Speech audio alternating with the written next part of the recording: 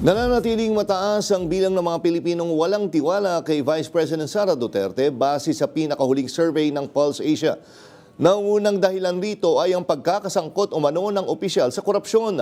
Yan ang umarangkadang balita ni Justin Ignacio. Nang dahil sa malawakang korupsyon.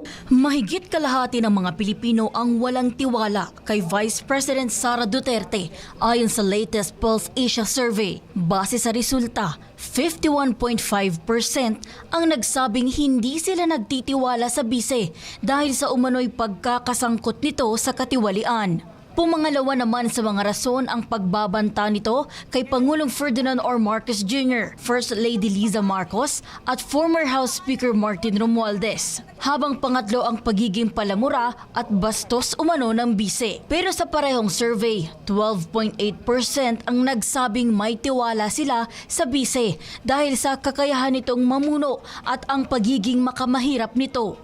Tama naman. She's true to her words and honest naman siya. Naniniwala naman ang iba na dapat ay sagutin pa rin ng bise ang mga akusasyon laban sa kanya.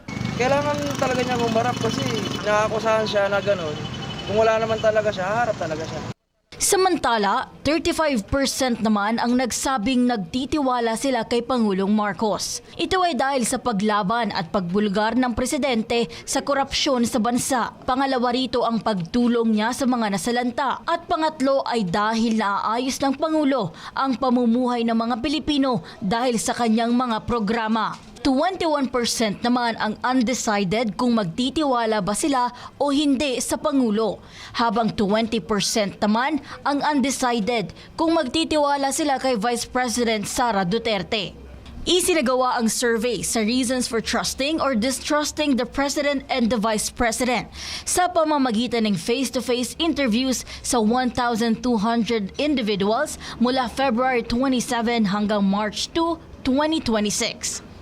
Ako si Justin Ignacio ng PRTV News, nagseserbisyo para sa Pilipino.